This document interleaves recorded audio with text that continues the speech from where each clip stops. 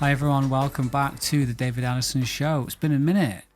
I don't even know when my last show was or what number of show this is. You know, did you expect that level of professionalism? It would have taken me like 1 minute to look at what show I'm up to, but hey, never mind. So this is an interview, or it's a conversational interview type of thing with Majd Taby, the founder / creator of Darkroom. The conversation has just happened, so you'll see in a minute when I cut to the start of the conversation, this frame gets a lot lighter because I'm being lit by a window, and I'm obviously losing the light. So yeah, full behind the scenes, if you like, whatever, doesn't really matter. Anyway, but before we jump into Majd, I want to sort of address. Well, I don't want to address anything really. I just want to go through some comments because I haven't responded to any of the comments. I don't think on the Reflex video, my last video that I released in. Again, I don't even know when I released this video. End of January, was it? Something like that. And that was the video when I announced that I'm not going to be doing YouTube anymore. And all the comments, no comments about Reflex. All the comments were about me leaving YouTube. And I just want to just respond and read a few of those. And I said I was leaving for reasons. There's a few reasons. Maybe I'll tell you what. Full disclosure: Greg McMillan and I actually had a conversation about this, and Dave Podner had a conversation about this. And Greg forgot to hit record, so where I went into why I left YouTube, why I stopped doing YouTube, and then Greg was like, "Guys, like I've not hit record," and I'm like, whatever. I've had fun chatting to you, but he was pretty disappointed in himself and everything. But bless him, it's okay. So I won't really go into it here. Maybe at some point. But I'm feeling like like I'm starting to get a little bit of a that could be a video. That could be a video. Whereas since I put up my last video, that part of the brain has just been like, it's just switched off completely. It just hasn't existed. I've been walking around these beautiful places, seeing these beautiful sunsets, and I haven't even had any inkling whatsoever to take a photo. My iPhone, I switched back to the 12 Pro, by the way, from the 13 Pro Max to the 12 Pro. My iPhone has just been a phone. It hasn't taken any photos whatsoever. Like that's just where I've been at. But now I'm starting to be like, okay, let's see what's going on. But until we so leave that with me. I want to read some of these comments. So I've got one here from I haven't read these yet, by the way. Joel Peters. I don't know you personally, but your work has impacted me as well as a lot of others. So much that I feel like I've lost a good friend. Oh, mate. Don't. Just, nah. I can't believe good old reliable David is packing up. Hey, come on. Backhanded compliment. We'll miss you, and I hope you find peace in your decision. And if not, your fans will be waiting right here for you when you return. Take care. Yeah, I did. I found a lot of peace over the past few months. I'm very zen now. I'm very calm. I'm very happy. So thank you, Joel. And your fans will be waiting right here for you for your return. I shall return, and it's gonna be bloody epic. Stay well and happy, David. The world is better for having you in it. People, why are you so nice? What's going on? Will belong. Wilbur, I've never seen a comment from you before. Like, you know, what's going on? Like, it's amazing. You know, I'm not having a go. It's amazing. Dwight Broman, David, no, you cannot go. Man, you are so chill. I am. And have a special calm assertiveness about you. I do. You make me want to learn more. I love that. I love that. My wife's asking me how I am. Love your honesty and passion as well. You have a gift. Oh, bless you, Dwight. Ultimately, I sincerely hope that you are able to stay active, perhaps via another platform. Number one is you really. Do what makes you happy. I hope that all is well. Thank you, Dwight. I really appreciate that. I'm not going to be able to read all these, by the way. There's so many. There's 70 comments in total. So I'll read a couple more and then we'll get into my conversation with Majd. Miguel Relvas. I wish you all the best in whatever path you decide to take, David. Your content has been highly influential. It really has. And educational for me. I'll surely keep referring back to it whenever I want to learn more. That's what the videos are there for. My goal, right, whenever I make a video, I have the audience in mind. The audience are my number one priority. And I'm thinking, who is this video for and where are they up to in the process of whatever I'm talking about? So I want people to be out in the field with an app that they're using and they can't figure something out. I want them to go onto YouTube, type in Halide tutorial, and I want them to find the answer. You know, so this means a lot to me. When he says I'll keep referring back to it, that's what the videos are there for. And I hope all is well. Best wishes from Portugal. Thank you very much. Love Portugal. Jason Merrick. I'll echo disappointment expressed by others. Was always impressed with the quality of your videos and often bought the apps you recommended. No, don't buy them all. Your voice. My voice. A lot of people say that. My voice. What is it about my voice? Your voice. I'm very conscious about it now. Your voice, perspective, and presence will truly be missed. Best regards. Thank you, Jason Merrick. Laurie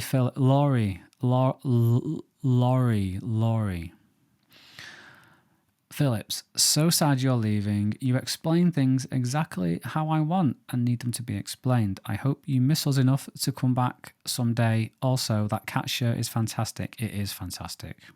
Laurie. That's not a name we have in England. That's definitely an American or a Canadian thing. But no, I do miss you all, and I am soon.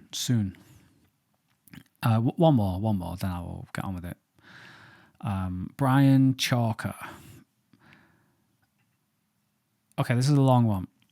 Wow, was excited watching this video until the end. I got a gut punch. I am late to the game with photography in general and iPhone photography specifically. I've read that sentence in the wrong cadence completely. I am late to the game with photography in general and iPhone photography specifically. I watched so many other YouTubers before landing on your channel.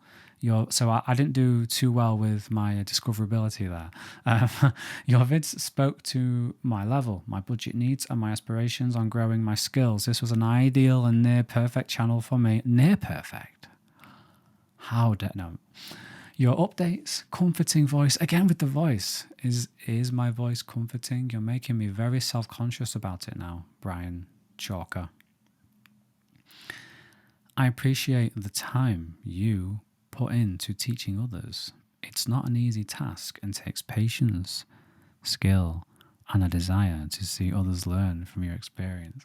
You built this channel from your cruise photo gig experience, I assume at least, and know whatever path you head down will be a level up. Best of luck, man, and still staying subbed and notified. Good man, Brian, you won't be disappointed. Coming back. Don't know what video I'm going to make.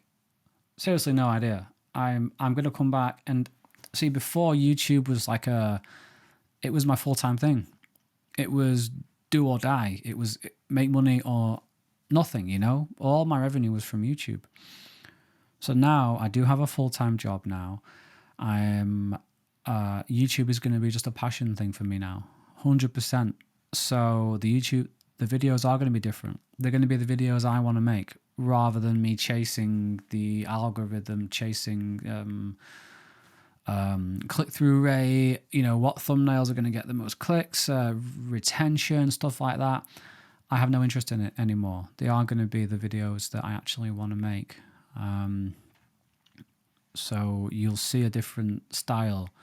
If you go and watch some of my recent YouTube videos with like the best of 2022 or 2021, sorry, you'll see that's me like chasing the algorithm mode on quick cuts, boom, boom, in and out, shum, shum, shum, not really, letting things marinate, not really going into detail. That's the YouTube, that's the mainstream trying to make money method, which I don't like. Whereas if you watch my even longer review, that's me really taking the time, going into detail. Don't give a damn about click-through rate and stuff like that. It is just me, because I was really passionate about that, raw long exposures. So yeah, that's the difference in the two approaches. So you will see a lot more of a different, more of what you love, basically, because as I got more subscribers and as the potential grew to actually make it a full-time living, I did go more into the mainstream style, and I was like, no, this needs to make money for me. I need to adopt more of a mainstream style. And yeah, I didn't like it, and they weren't the videos that I wanted to make. They were still detailed, but anyway, this is going on for too long. Majd is waiting. He's not waiting. He's gone already. But shut up. Right, let's get into it. 12 minutes already. Jeez, 12 minutes and 7, 8, 9, 10 seconds. Anyway, I'm going to cut back. I'm going to cut to. I'm very rusty. Can you tell? I'm going to cut to past David and Majd for this conversation. So, Majd Taby. Have I got that right? I hope so. I've just good been enough. practicing. Yeah, exactly. Yeah, it's not easy. It doesn't roll off the tongue in English. That's no excuse. That is no excuse. Yeah, welcome to the David Addison Show, Majd. I've forgotten which episode I'm up to. I'm not professional with this podcast. Episode 8 or 9, something like that. But That no, sounds thank great. you. Well, glad to be here. Thank you for having me on.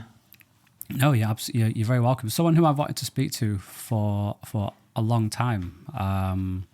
Someone who I'm quite fond of for a couple of reasons. Maybe I'll tell you. Yeah, maybe if I'm lucky enough. Yeah. Tell you what, I watched my first Darkroom video back the other day. It was uploaded May or June 2020, which seems so long ago. And there's a nice comment from the Darkroom YouTube account on there. Well, I say it's nice. It just says, "Thanks for the honest review," which doesn't tell me whether or not you liked the video. So I want to ask you if you can even remember my first Darkroom video. Well, do you recall it at all? I do. I believe it was me who left that comment. Oh, nice. Yeah, so actually, I mean, like we'll talk about Darkroom and stuff, but I wanted to kind of start out by also talking to you about your work and your YouTube channel, because that's actually, I was going to talk about the first Darkroom review that you did, because that was when you kind of came on my radar. Every now and then I like to just see if people have put up content around Darkroom, just to kind of get a sense for what the community is thinking. And your review really, really stood out to me for a couple of reasons. The first is the production value, right? Like there's just a higher production quality than here's a talking head on like a desk trying to pump out content. So it stood out in that regard. But there was like we've been around for 7 years. We send out press releases whenever there's a big update coming up, and usually the articles are more or less copy pasted from what we send. And so the amount of it's hard for me to gauge how much intentionality was put behind the review and how much editorializing was put and what people are actually thinking about it. And what stood out to me about your review of Darkroom was it was very clear that you lived with it and spent time with it and thought about it. It wasn't, here's this cool new app, you should like check it out. Here are the top 5 features from it. And the reason that resonated so much with me is because as you noted in your review, is what makes Darkroom special is in some ways what it doesn't have as much as what it does have. And what I mean by that is so many iPhone photo editing apps make no decision to leave something out. And that actually impacts your experience using the product. Because from our perspective, every product you use is a set of trade-offs. And then like different products make different sets of trade-offs to optimize for different outcomes. And you got that out of Darkroom. You understood what it was we were trying to go for, what it was we were trying to optimize for.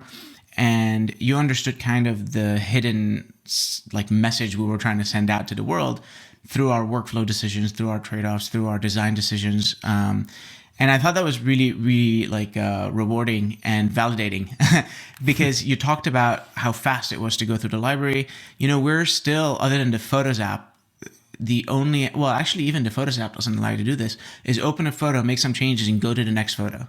Like something so simple is actually doesn't exist on any other photo editing app because they either require you to import or they require you to commit your changes before you move to the next photo. Yeah. And to me, that completely breaks the entire point of having a fast, efficient workflow, because now I'm either managing multiple libraries or it makes it really difficult to pick from 5 options of the same shot, which is how everyone shoots. We're not doing like large format photo where you get like one shot and then you're setting up on a tripod and spending 30 minutes trying to take a photo, you know? And so I think you really understood that. And that was really like exciting for me to see. And it stood out from all the other reviews that we had seen. Oh, thanks. I don't even know. Wow. Thank you so much. Seriously. It's funny. First of all, you should mention a production value. That's one of the things I'm quite embarrassed about. It's very bad now when I look back. I'm wearing this lav mic and I'm shouting into it, and the lighting's anyway. I mean, yes. You're also your own worst critic, right? Yeah, I suppose. Yeah, but no, yeah, I did spend a lot of time with it, and I'll go into a little bit later on in our conversation my experience with Darkroom, because I came from Lightroom, and I do this with all my reviews. I want to live in the app I'm reviewing for a bit. And like later on, I want to talk about the switching process from one editing app to the other, because I think that's a very important thing. But you also have delved into taking your first steps into presenting YouTube videos. I know you've made YouTube videos for years with Darkroom, but you've actually put yourself on the camera and taken people through some of Darkroom's new features. How was that for you, jumping into, well, my world essentially? Yeah, I mean, it was so interesting. It's funny because when I came into it, I kind of took some of my product development experience into it. And what I mean by that is, okay, like I have a project that I want to start and finish. And the thing that's nice about YouTube videos that's different from an app is you can't really update a video that's been published. It's kind of like making a book. You're producing a completed piece. And at some point there's like, we're done, we're exporting, we're uploading, and we're not going to just patch this video in a way. And so it has a much more clearly defined beginning, middle, and end in terms of the production process. And that was kind of refreshing to me, because so much of what we do is like, oh, we need to get everything done, but we don't have 6 years to work on it. And so we need to make some cuts. And when do you make the cut? Like, how do you decide we're done now? How do you decide like, we'll just add this one thing or we won't? And I found myself actually falling into that same problem with making a YouTube video, because it took me almost a month to put together that first video. And it's because I had to, you see this like video and like camcorder set up behind me, is I had to I had to invest in some equipment, because, you know, the Darkroom video is representing the Darkroom brand, and it's a high-end photo editing application, in which case you can't have low production value content selling you high production value tooling. Yeah. And so the base minimum that we had for production value was actually much higher than I would suggest anyone actually do, because expensive. It's a lot of space. I have to like navigate around a maze in my office now to get in and out of cables and lights and whatnot. And so that took a while to just figure out. And then the thing that was almost an insurmountable challenge for me was figuring out what to say. I think the first minute of talking in the video took me 3 weeks.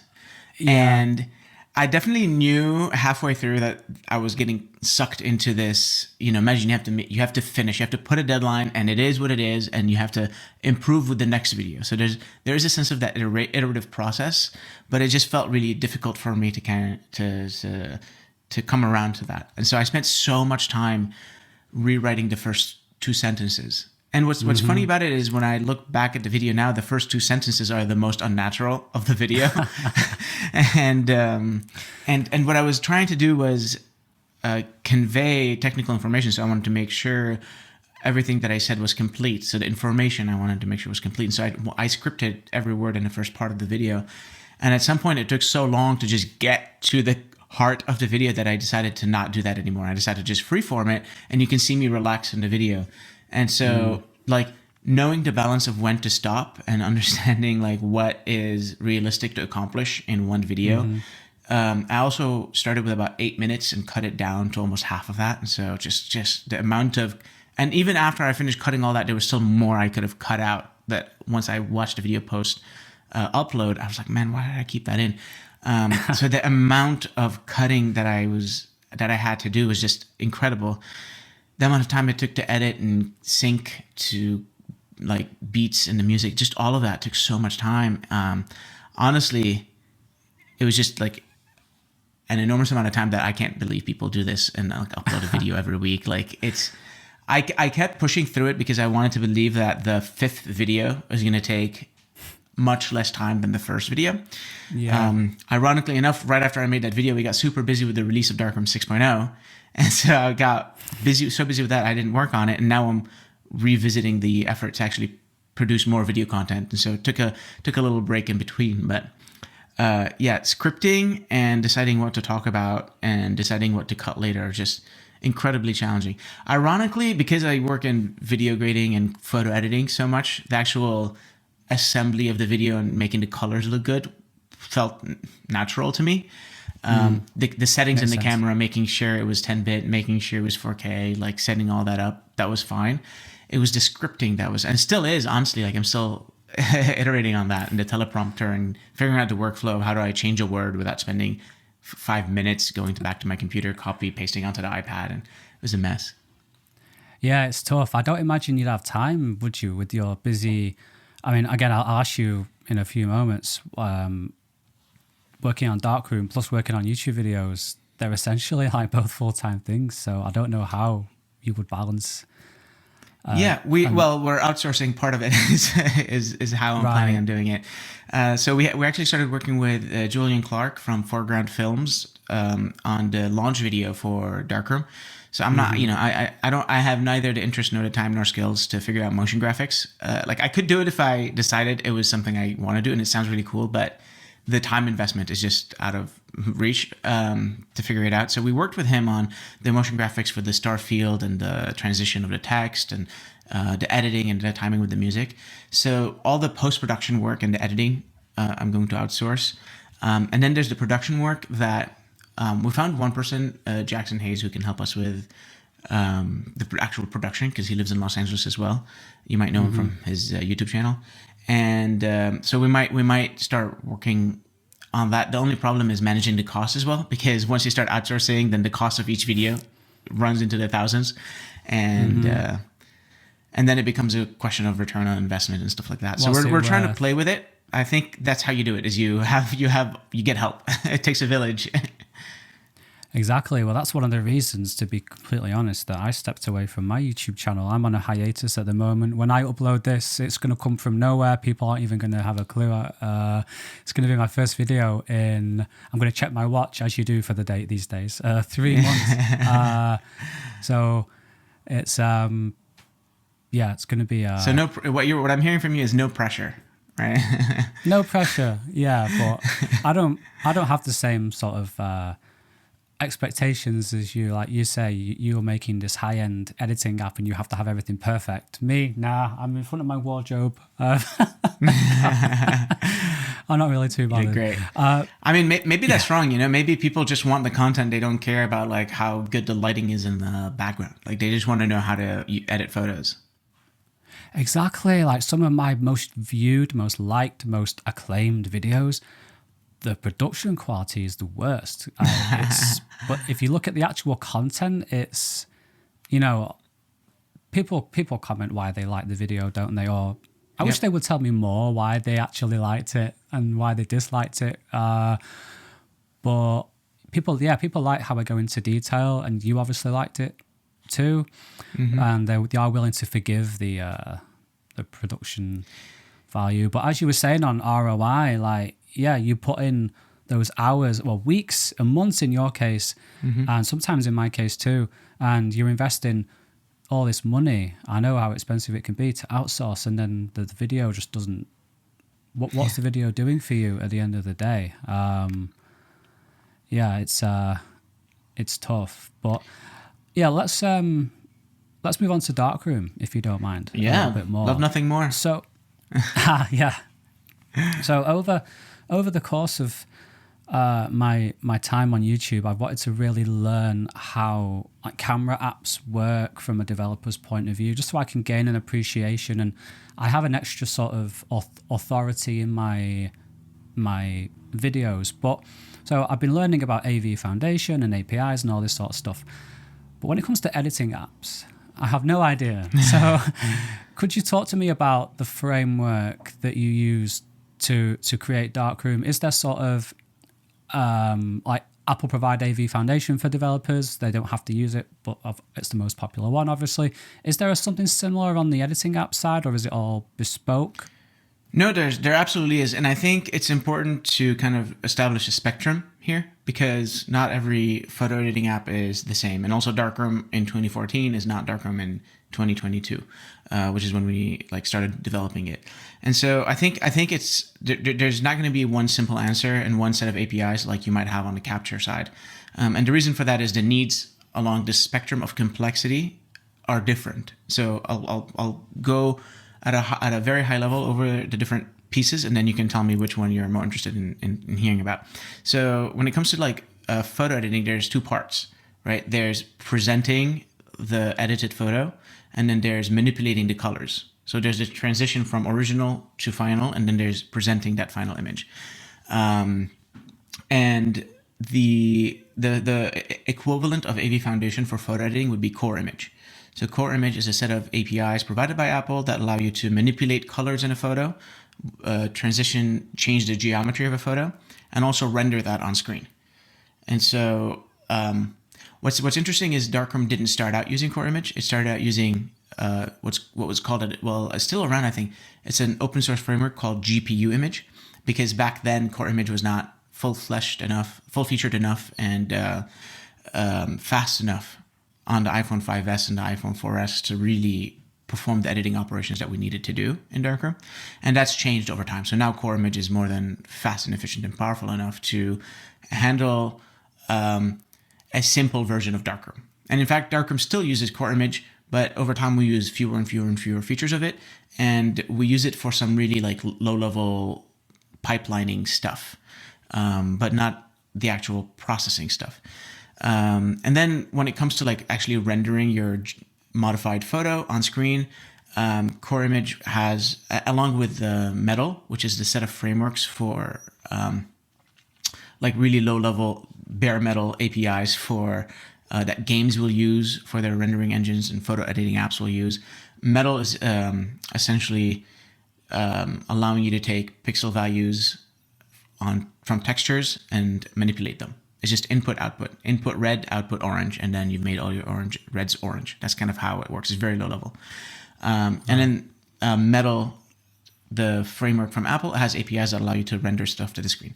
So if all you were doing was, let's say you're a social network and you needed to pick a photo, make it a circle, and then add a filter on it because you want all your profile pictures to be black and white, you can use Core Image to do all of that end to end.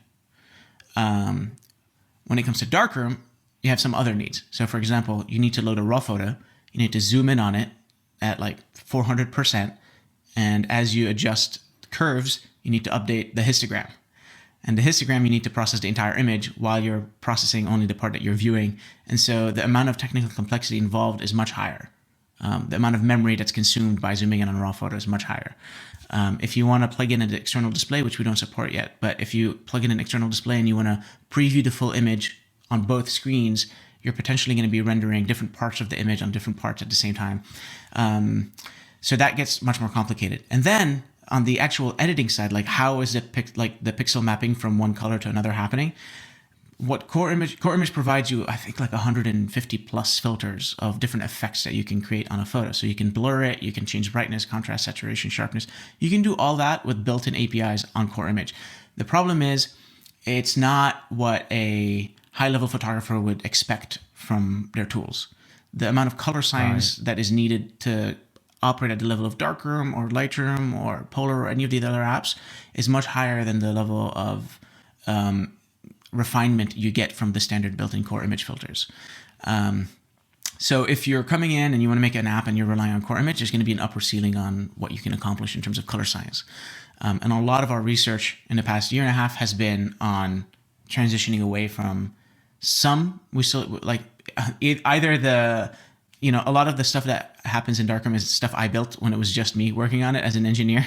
And so transitioning away from my idiotic implementations of some things into much more professional results, or moving away from some Core Image tools that we had used that we now no longer use. So that's where a lot of our low-level image color science has been invested in. Interesting. Yeah, that was that's. I want to platform off onto what you said about.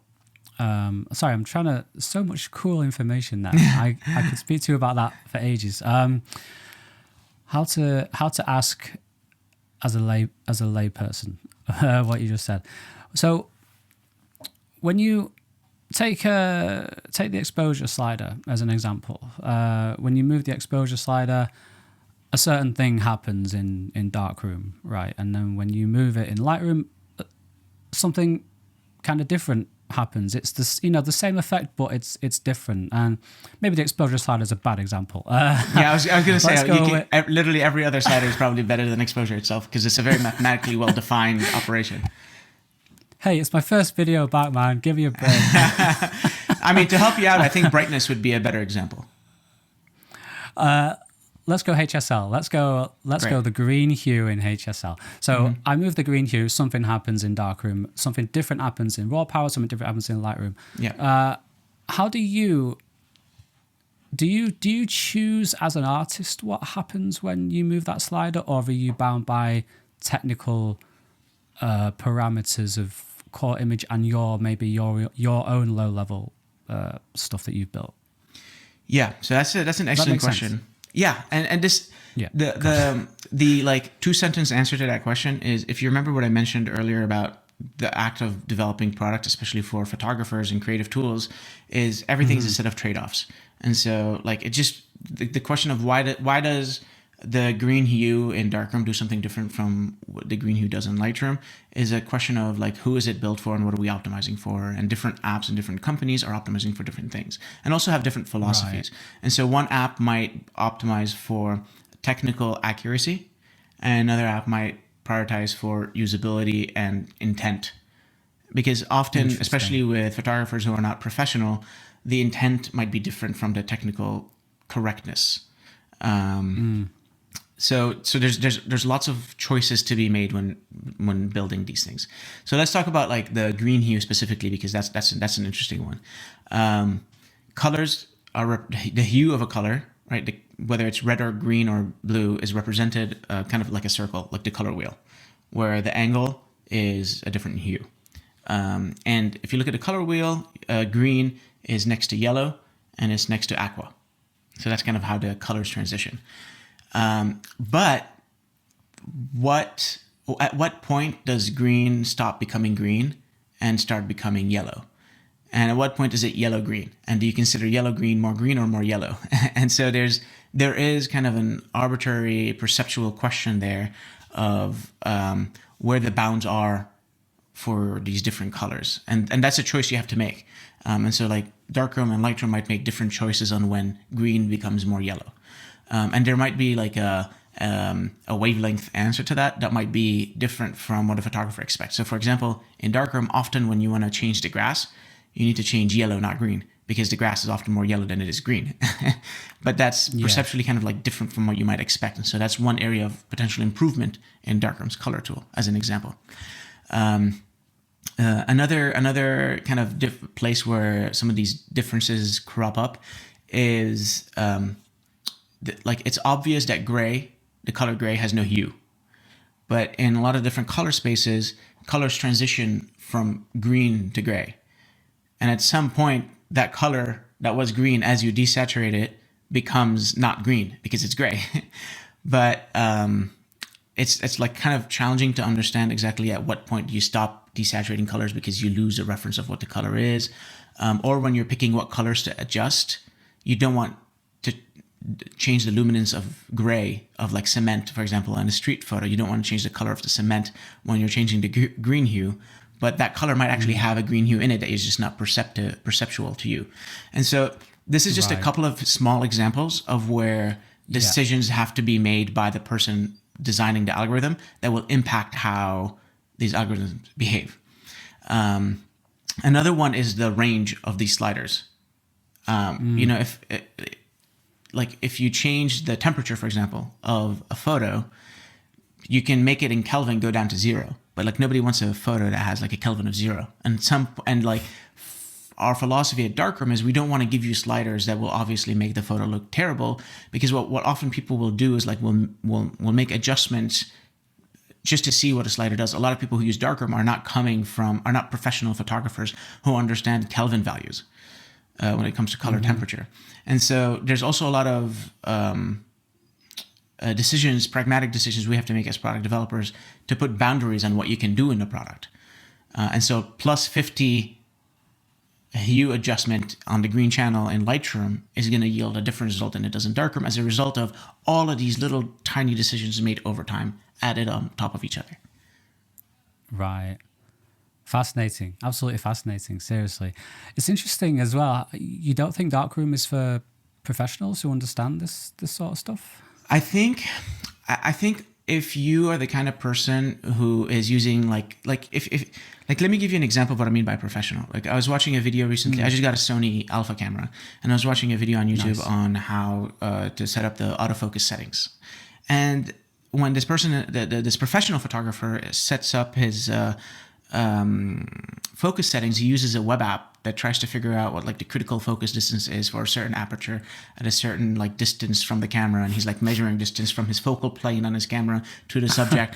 Interesting. And that person is going to demand so much control over their photo that for us to give them that control would make the app unusable to casual photographers and mobile photographers. And when presented with that dichotomy and that choice, we prefer building a really usable product for mobile photographers, and their needs are different. Like what's another example that can demonstrate this point? If you when it comes to masks, I think like the most recent release in Darkroom, if you compare the UI implementation of masking in Darkroom to what you see in Lightroom, I think that's a really good example of what I mean. Lightroom gives you more options and more features, but it also gives you 3 floating panels when you try to like use masks, and then you can add masks and subtract masks from each other. And trying to explain to a person like when are you adding a mask and when you're subtracting a mask, and how do you make that decision, and how do you represent the addition and subtraction of 2 masks from each other, just their eyes will glaze over. It's just too much information. It's too many buttons. It's too many features. And so we intentionally decide what's in and what's not in a feature based on that trade-off between usability and customizability. Another one is vignetting and midpoints and feathering and fall off. Like, you know, some apps have a module of vignette, but at what point do you use it? At what point do you need it? And who is it needed for, right? It's needed for people who have DSLRs with lenses that have not enabled lens correction in the camera, and certain lens models who will add a lot of vignetting at certain apertures, right? Like that's who that feature is for. But then I'm not going to present those 4 sliders to every single iPhone photographer. They don't need those options. Yeah. And so part of where Darkroom is growing over the next couple of years is trying to figure out how do we bridge that gap? How do we enable those features, introduce those features to the more professional photographer without overloading the casual photographer? And our philosophy so far has been, if it's a button away, it can be complex. And so like vignette, right? Like if there's a button in which you expose those extra features, then like maybe that makes it okay. But then the challenging thing there is those features are going to be useful to so few people. And so when you're looking at a product roadmap and you're deciding what to build, those things are not the top of the list. That sounds very, very challenging. I don't envy you. I mean, in a way, that's the fun. to- That's the joy of the job, right? It's trying to like figure out this puzzle. Yeah. I suppose, yeah. From just speaking to you from this short time, I can tell already that's how your brain works. So, trying to find, well, you just called it then. You hit the nail on the head. You called it a puzzle. So that's interesting way of looking at it rather than just a headache is what I would call it. Yeah, honestly, Well, we get feedback from people who like the amount of control they want over where they import their files, how they sync, and how they rename them. I'm just, frankly, just you'll be better served, at least for now, using something more designed for you. And so that's there's a level of like honesty we need to have about that because otherwise we set people up for disappointment. Yeah. Exactly. What I think is quite bold and very honest of you is just to say it's not for everyone. It's not for you. And I have the same challenge in my YouTube videos. I don't think any YouTube video I've made is the video I've actually wanted to make because you're always compromising with what's going to get, because the video I want to make won't get clicks. It won't produce any revenue. Do you know what I mean? Yeah. So perhaps you feel the same way about Darkroom. Well, it sounds like you do. Yeah, I mean, what's interesting with Darkroom too is, it would have been very easy for us at any point in the past 7 years that we've been on the App Store for us to decide we don't want to go after this use case of prosumers and mobile photographers who are looking for a workflow to augment their more professional one. So a lot of even I will use both Lightroom and Darkroom for different use cases. I have 3 terabytes in this closet of raw files, and I'm not going to use Darkroom to import them into iCloud. Like that's just not what Darkroom is designed for. So even I use multiple tools, and so at any point in the past 7 years of being on the App Store, we could have decided, you know what, we're going to go for volume. We're going to go for everyone sharing stories on Instagram, and they want to add text and they want to add grain, scratches and lens flares. And that's what we're going to be. And that's what we're going to do. And the thing is, if we did that, we'd be competing with 65,000 other apps, many of whom are venture backed and have 100 times more resources than we do and can and they're novelty based hits businesses. So that, for example, VHS video effects, right? They peaked for a long time in the App Store, and now nobody, it just looks weird if you're sharing a video that looks like it was captured on a VHS. It's a novelty that exists for a certain amount of time. And what we're trying to build in Darkroom is an application and a company and a business and a platform that can survive indefinitely. And so we're trying to go after an evergreen use case that will never get old. And as far as we believe, people will continue to take photos and people will continue want to edit a subset of them to make them look cohesive and make them look professional and share them wherever that may be. For me, I've mainly stopped sharing to social media. I mainly print and view for personal use. And so my needs are changing as I age and I'm no longer a 23-year-old kid. The thing that's always been true for Darkroom is we've existed between the professional and the casual person who doesn't need anything more than what they're getting from the Instagram app. And over time, we definitely are leaning more heavily towards a professional use case. But because we're a bootstrap independent company, we can't hire 50 or 100 developers to build everything all at once and release it in a year. And so we have to be really intentional about how we grow from where we are to a more complete product solution for a more professional photographer. And so hopefully what people see over time is as we have these releases that keep coming out, they keep taking steps towards a future which a professional can actually use Darkroom for their entire end-to-end suite. We might be a couple of years away from that. And in the meantime, Darkroom is an excellent way to augment your professional workflow with something faster, more mobile friendly. Absolutely. One of the reasons I switched to Darkroom, and I did switch for like, how long did I switch like 100% for? It was a long time. And I occasionally I would try and I would download Lightroom again, and I would open it, and I'm like, ugh, and I'd just get rid of it. But I'll get onto that in just a second. Where was I going? Yes. After, I mean, you may not be able to tell by this setup, but I am a professional. I am paid for my work. And after using Lightroom for, since I think version 3 or 4, so quite a long time, I just love, like, oh my God, it's so simple, if you like. I feel like I'm enjoying my photography again with Darkroom, whereas with Lightroom, it's become associated with, it's a job, it's like a factory, go into the factory almost. Whereas Darkroom is like, it's very, I don't know, pleasurable. I mean, I think I appreciate you saying that, because, and again, like, this is what I was saying when I was telling you about your video, is like Darkroom is a product of, at this point, tens of thousands of individual little decisions, and all those decisions we make, we try to like spark joy. We try to like add emotionality and warmth to the product. And it's like, it manifested itself in like big and small ways, like just the way the gestures work, the way like, and credit in large part to this goes to my co-founder, Jasper Hauser, who's his own critically acclaimed designer. And so we're very lucky to work together and for so long. And the Apple Design Award we won in 2020 was his third Apple Design Award, which gives you an indication of the caliber and experience that he has. And Jasper's big like kind of hill that he's willing to die on is lack of modality in the app. He doesn't want you to like open a button, and then when you tap on this button, the way the app behaves changes. And I think it makes designing and developing products extremely difficult and challenging, because you're kind of constrained by these design constraints. But out of that constraint comes a product in which you feel liberated and you feel free. It feels like as you navigate from part to part, nothing is getting in your way. And so the distance between intent and action and reaction is very tight. Whereas in a lot of other applications, like, and again, it's not just Lightroom, I don't want to like harp on Lightroom, but in a lot of other applications, tapping a button means you need to tap on another button to confirm before you can do anything else. And that just feels like you're bumping against walls if you're trying to get into the flow and trying to understand how to use a product. No, exactly.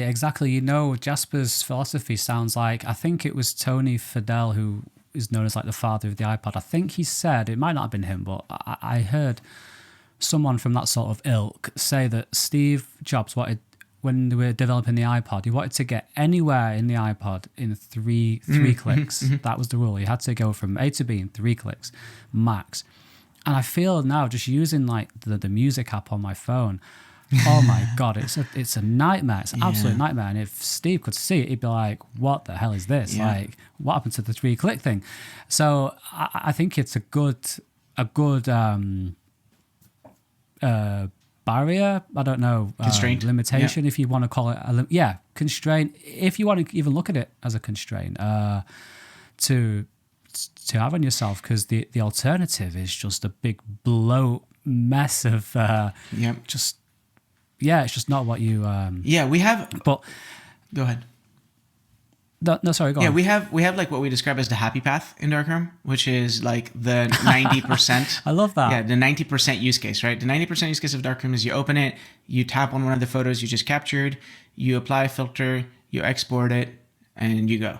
And we actually met, like when designing Darkroom, and originally we measured it as a metric, is number of taps. And we compared it against all the other apps, which require you to import, select a photo, confirm, tap on edit, navigate to the tool, select a filter, confirm, and navigate out so that you can get to the export. And so I think at the time it was like some apps are 11 taps to perform the same action that it took 4 taps in Darkroom to do.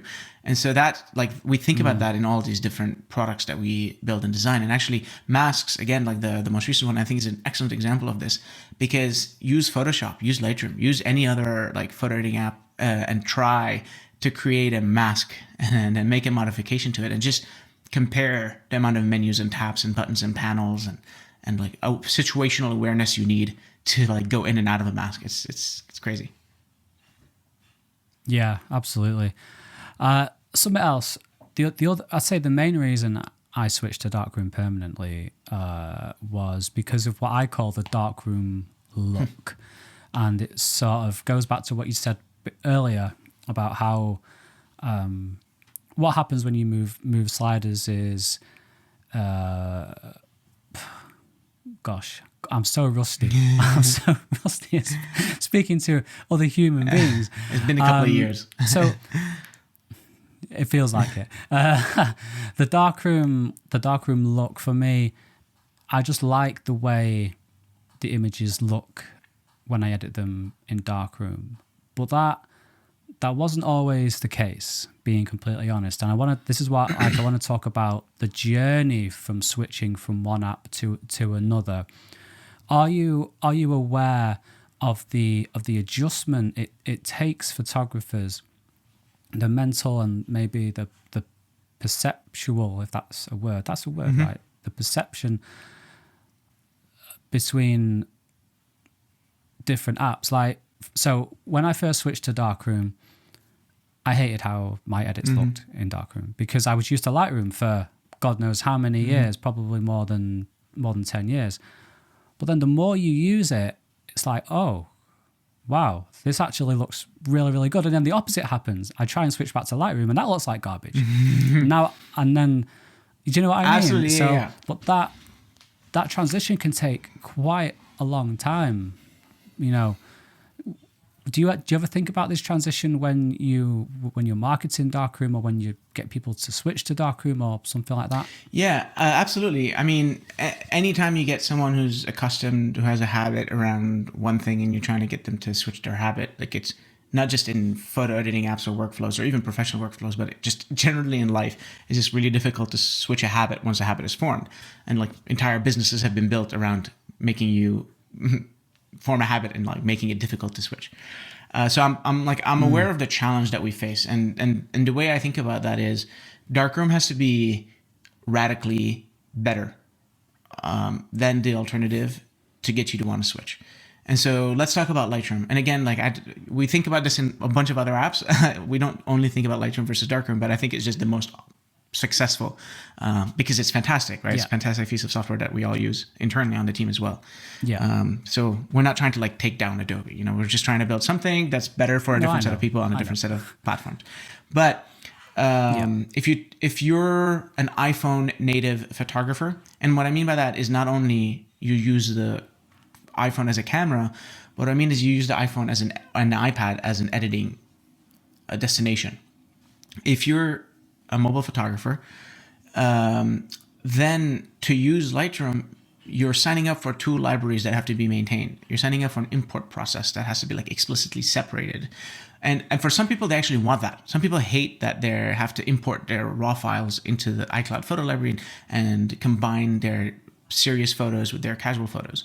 For a lot of other people, they don't want to think about where a photo is.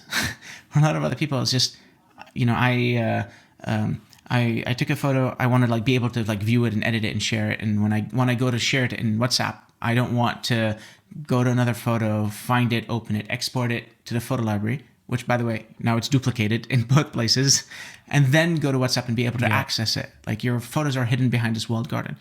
And so if you're that kind of person, the Lightroom workflow, when you see it, is drastically better than the one from Lightroom. And so that makes the costing switch worth it. And that's kind of how we think about it, is like, what can we do in Darkroom to make switching from the alternative that people are using obvious?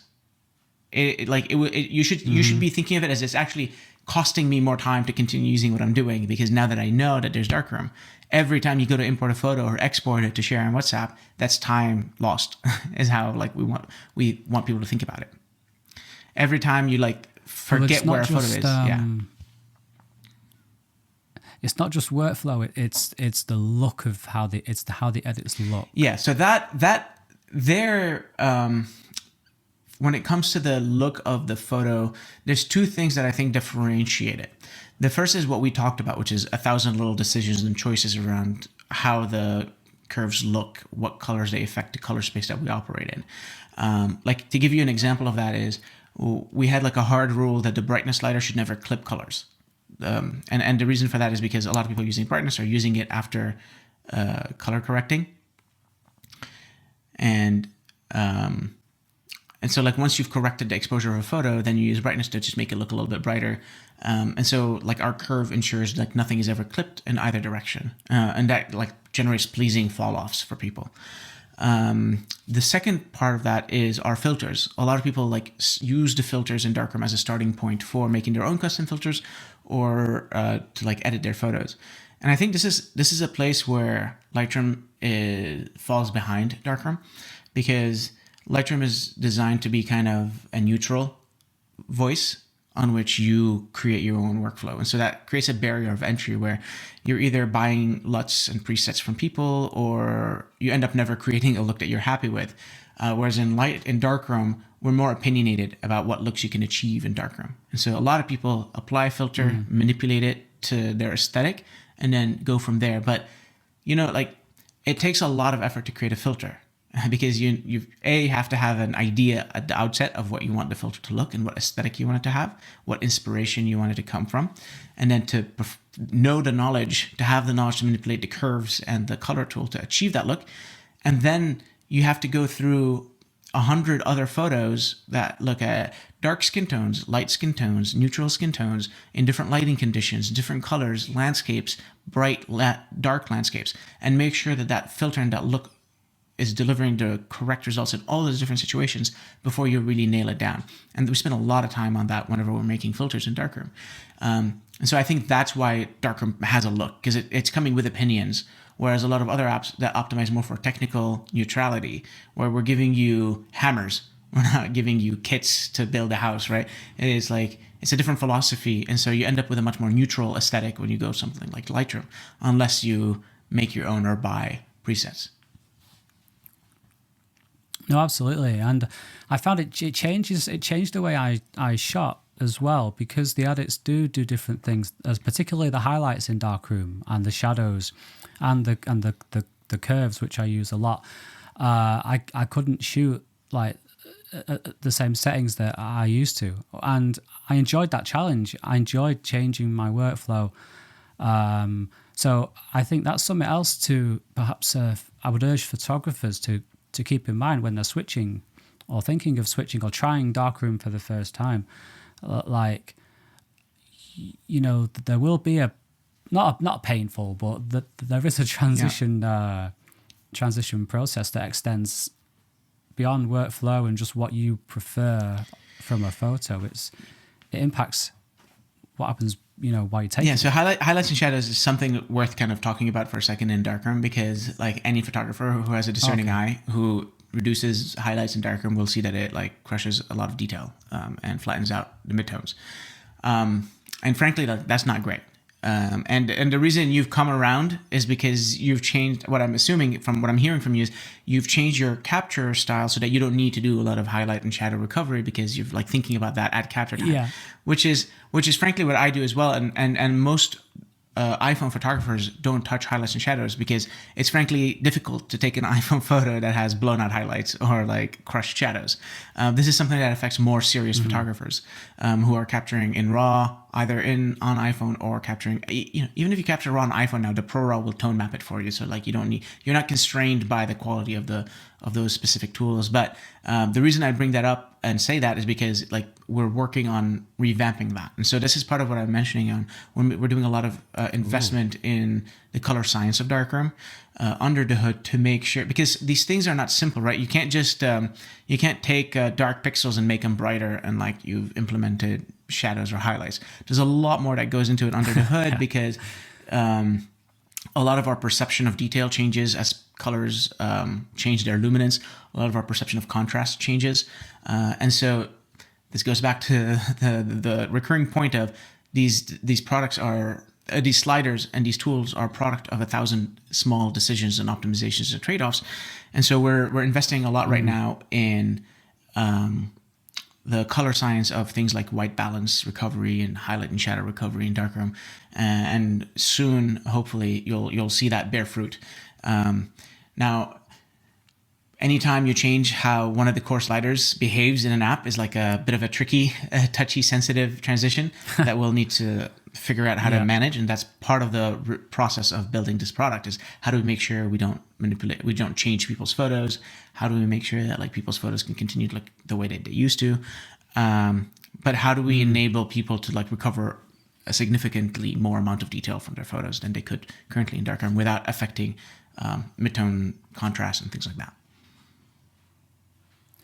Interesting. Yeah, that is like how do you change the highlights without affecting, like you say, the previous photos? I'm very keen to see how you end up going about that. Good luck with that one. Yeah.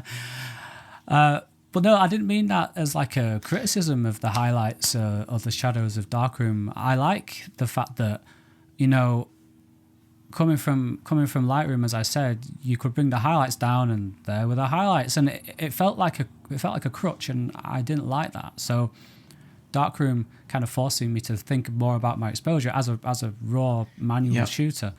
I enjoyed that. Plus, watching films, I watched the new James Bond with a very critically acclaimed, amazing DP, director of photography on that film. And the highlights were blown out on some scene. And I'm like, I don't need perfect HDR, perfectly tone mapped highlights in every single photo, because look, this world-class DP is just happily blowing them out. So, you know, it's I think you're right. I think you're hitting on something that I think is really important, which is like trying to get the photo as good as possible at capture time, because like for me and hopefully people like you, editing is actually like a fun hobby. I enjoy editing my photos. I enjoy like staring at them, spending 5 minutes with the photo, thinking about the different parts of it, how I want to like make it pop, how I want to make it tell a better story. I like enjoy it as a hobby, but when it comes to corrective edits, like the less of that you have to do, the happier you're going to be as a photographer. And I think the distinction I'll make between what you're saying and what I'm saying around like highlights and shadows is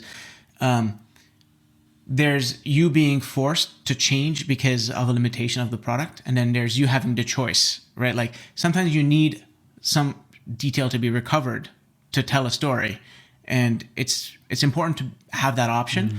If you then want to have an aesthetic where it's like lower in terms of frequency of detail, where things are a little bit more washed out because you want to give it like a more vintage emotional feel, then you still have the option to do that. But it ceases to be a constraint of that's the only thing you can do, because the product needs to be flexible as well. Because that's kind of what I mentioned is we work really well for a certain set of people, but we need to work well for an expanded set of people as we go more into the pro end of the spectrum.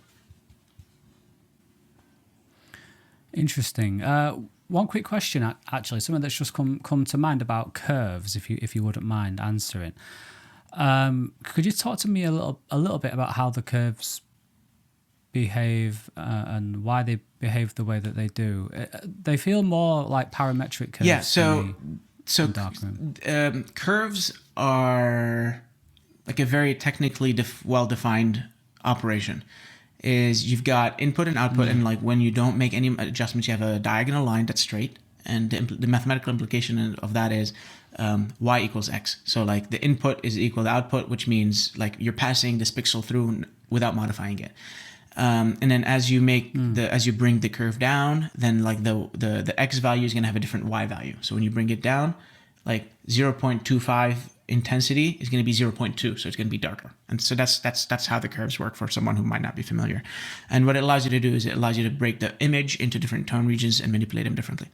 More traditional curves editors will start with our Bezier curves. If you're kind of in UI design, like you're familiar with Bezier curves, where you have 2 points and then different control points that affect the curvature of that spline. And traditional like Lightroom, almost every single curve editor starts out with no points, and then when you add a point, that point acts as a constraint. So like figure out a curve that passes through this point and allows you to move it. The problem is when you have a single point and you move it, you're moving the entire curve. And so when you add a single point and you move it down in a traditional curve editor, you're adjusting every single pixel in the photo. And so small modifications in the curve will have really large impacts on the photo.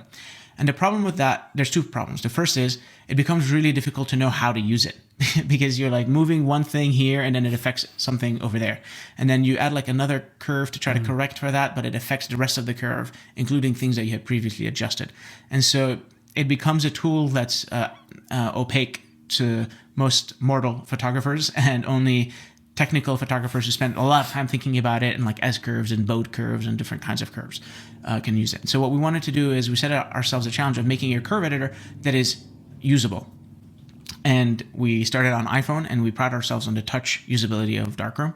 And so when you have a finger, it's really difficult to make really fine adjustments when your finger is covering up a quarter of the curve editor. And it's really difficult to kind of explain to people what the different regions of a curve are and what they affect, and what the end result is going to be. And so in Darkroom, we add 5 points to the curve. And when you move, you're only moving one of those points. And what that means is most of the curve stays static as you make an adjustment. And so the changes that you're able to manipulate, like the changes in the photo, are much more localized to the part of the curve that you're moving. And we add labels to say, here you're moving the shadows, here you're moving the midtones, here you're moving the highlights. And we give a percent, and we also add a gradient behind it to show you, like, when you go up, it's going to be more yellow. When you go down, it's going to be more purple. And so it's much easier to understand, oh, I want my shadows to be more purple. Like, that's easy to use in Darkroom, but like it's completely opaque in most other apps. And we also dampen the effect of your movement. So if you'll notice in Darkroom, if you put your finger on a dot and move it up, it'll move it a quarter of the way. Yeah. And that makes it really easy to do really fine controlled adjustments.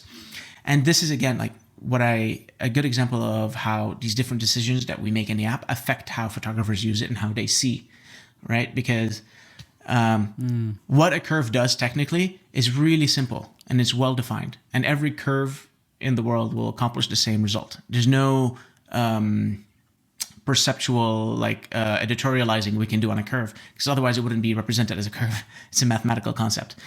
But how you use it and how the product works has a big impact on your understanding of intent and action. I want to brighten my shadows, you slide shadows up. And it's hard to do that in a traditional curve editor. So finally, like masks. Yeah. Bravo. 6.0. Yeah, thank you. Bravo. Yes, thank you. Thank you very Seriously. much. Is this like the most well-received new feature that you've ever had? It seems to be, from my point of view, but maybe it's not. But either way, it's been received really, really well, and I can see why. Are you pleased with the reaction? Oh my god, it's crazy. I think we've gotten more likes on Twitter from this announcement than anything else we've ever had. The video has 32,000 views on Twitter. It's incredible, like putting aside everywhere else. Our website traffic has quadrupled since 6.0 release. So it's been amazing. Nobody, we were worried. I remember I talked to you. I showed you an early version of masks before it released, and we're like, oh my god, it doesn't have brushing. And when it doesn't have brushing, that's what everyone's gonna be talking about. And we were worried about that ourselves. But I think by the time it was released and we added our AI-powered mask and we added depth masks for every photo, we added smart masks, I think people really understood what this was doing and why we felt comfortable not doing brushing. And again, brushing will come, but time constraints, resource constraints. We had to make some decisions at some point to launch it. But yeah, it's the biggest feature we've ever done, the most amount of time we've spent working on anything, and the most well-received release we've ever had. For context, behind the scene, every single person at Darkroom was working full-time on masks for 6 months. And so that's 5 people working full-time only on this. And so we had 2 people, and like, it's crazy how simple it is at the end, because it's just a small bar at the top of your sliders. But under the hood, you need to work on making it really fast. You need to work on the editing controls on top of the photo. There's actually a lot of UI complexity in that little bar. Once you start adding masks with each other and feathering and ranges and all sorts of stuff. And and then we had to like update every tool to support masking. So there's a lot of work done on that. Yeah. And then in terms of persistence and how to represent masks in our data model, and how do we add support for like the syncing of them once you export to different devices. So it was a big technical challenge. Also, like, how do we support an unlimited amount of masks and like keep it at 60 frames per second so that it can run on videos? The amount of technical complexity was actually really high, much higher than anything we've done before. And I think what we're hoping to kind of signal to people is that we made some really important hires on the team in the past 18 months. And like the grain release that we had recently, creating much more pleasing grain that works much faster than what we had before. With masks today, with highlights and shadows in the future, what we're trying to signal with masks is like, you should start expecting more of Darkroom. You should hold Darkroom to a higher level. And like, again, don't do all of it at once. give us a chance to catch up. But I think, if you looked at Darkroom 2 years ago, you couldn't have imagined masks at this level of refinement, at this level of power, at this level of complexity. And what I'm particularly proud of is the amount of power and complexity we've managed to pack into masks without making it a complicated UI. Like, casual people can tap on the word teeth and select it, and the teeth are red. Like, so you understand what it is without me explaining to you what a mask is. So that's something that we're like really proud of. Nice. Yeah, it does feel, when you use it, it feels like, okay, this is a step up. Behind the scenes, did you have to learn new things in order to be able to implement this, or was it just from the new hires, or what did it look like? To be honest, the things that I had to learn were how to manage the development of a product of this level of complexity with this many people. Interesting. Masks is the first major user-facing product in Darkroom that I didn't implement at least 50% of, if not more. Right. We've had other releases in terms of library management before, but they weren't at the same level of complexity, especially technical complexity here. And frankly, I could explain to you at a high level how masking works, but there's a level of detail you can ask me about implementation where I don't know, because it's beyond the scope of my own knowledge, which is actually a good thing, because my own knowledge on computer vision algorithms and machine learning algorithms is lower than what you see in masks. And that's kind of the pleasure of the working with my colleagues who we've brought onto the team, is they're experts, they're domain experts in this, and they can go much deeper, much faster, with much more breadth of knowledge than I ever could. But we had to get all 5 of them to create work that can plug in seamlessly at the end. And that was a new challenge for me. And in many ways, like, it's another puzzle to solve, like not only on the product side, but also on like the teamwork side. And everyone on the team is super stoked about the response. And just, it's like bringing a lot of joy internally that we're able to do this. It's nice. It's been a while in Darkroom since we've really like invented something new. And so that was really exciting, because for a long time it's been adding the iPad app, adding the Mac app, adding support for like flag and reject, right? It hasn't felt like we were inventing a new way of doing something or like bringing something new to the table. The product is bringing new things to the table, and making it accessible to Mac and iPad users is bringing something new to the table. But as a photography nerd, as a UI product design nerd, it feels really nice to like really think hard about a problem. Like, how do you solve this like technical challenge? It felt really exciting. Nice. I'm excited too. I'm ready now mentally to get back into YouTube, get back into photography. Dude, I ain't taken a photo in I don't know how long. Like, I've been out of the game completely, but I'm ready now to get back in. And I'm going to be, my Darkroom subscription is up for renewal. All right, hopefully with Mask we've earned renewal. I tell you what, no, it wasn't masks. It was the fact that, you remember when you reached out to me, I don't know when it was, before masks came out, and I said, I'm sorry, I'm not a Darkroom user anymore. I stopped using it. And I thought you were going to block me, remove, and just have a go or something. But you were like, oh no, that's fine. That's cool. Would you mind I don't know, explaining why. And I'll still jump on this call with you and show you this new feature anyway. And I was just like, wow, this is such a cool person, like, to react like that. Seriously. So that's not obviously the only reason I want to renew my Darkroom subscription, is the whole app itself, but your reaction. If you had have just, gone that first way, I'd have said, I probably wouldn't have done it, even as good as Darkroom is. I think people seem to forget, and I try and remind people of this in my videos as well. There are people behind these apps, and a lot of the times you want to use the apps for the people who are behind them. You want to support and use the Darkroom because it is you guys behind it. I use the Reflex app because it's the Reflex team behind it on the camera side. I don't know if you know the Reflex team. It's massively I appreciate that. There's no question there, by the way. I just wanted to I appreciate that. No, I appreciate that. It means a lot. And I think for us, like, it's actually a really important, like, learning moment anytime someone stops using Darkroom, because, like, nobody is aware of Darkroom's flaws more than us. I promise you that. So anytime someone switches to Darkroom and switches back out, then there's really, really critical feedback of, like, okay, like, why? Like, what should we prioritize fixing so that ideally that person would come back to Darkroom, or people who might have the same problem will stop leaving Darkroom. And frankly, I think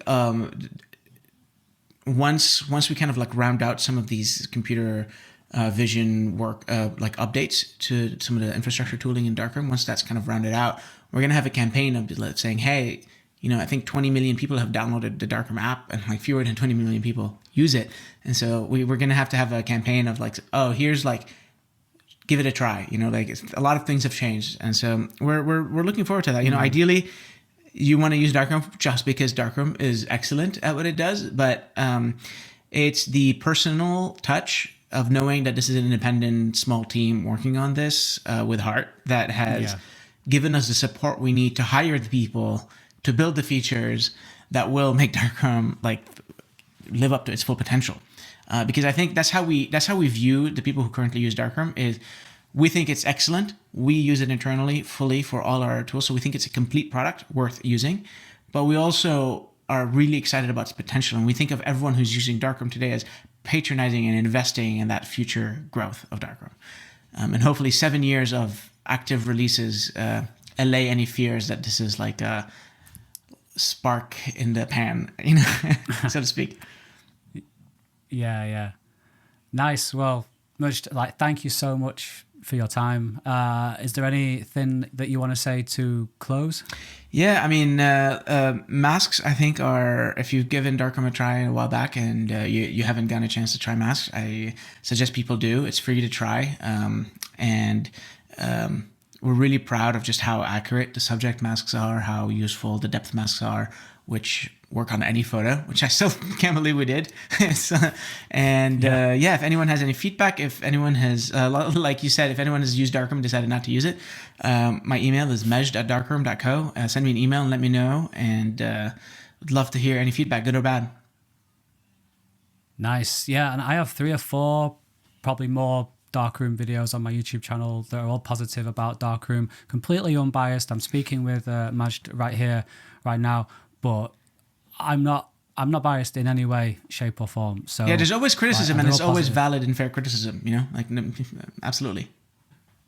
Yeah. So check them out. I like, and just check out Darkroom, seriously, and don't forget about that transition period as well. Give yourself time to adjust to the app. Yeah, I think what I tell people coming in from Lightroom, like, if you come into Lightroom thinking you're going to do the exact same thing and you're going to get the same result and you're going to just be saving yourself $70 a year, you're just going to be disappointed. Like, it's like coming to Los Angeles and, like, trying to do it without driving a car. Like, you're just setting yourself for failure. So, like, come in with an open mind, try to use it for what it's good at, which is the workflow, the efficiency, the filters, the community around it, and the masks now. Come for the filters, stay for the masks. I love that. That's a tagline. Come for the filters, stay for the masks. Hope you've enjoyed that. And it's good to be back. And this is like a warm-up video for me, being back in front of the camera again for the first time in a while. And yeah, don't know how to sign off, really. How did I used to sign off? Bekarund, Ozibuna, Shinavadem Bekarund, something like that, Nabdibuna. These are all Romanian words, by the way. So yeah, let's do the old sign off. Thank you so much for watching. Take care, stay curious, and Nabdib. Blooper alert. Take care, stay curious, and Ozibuna.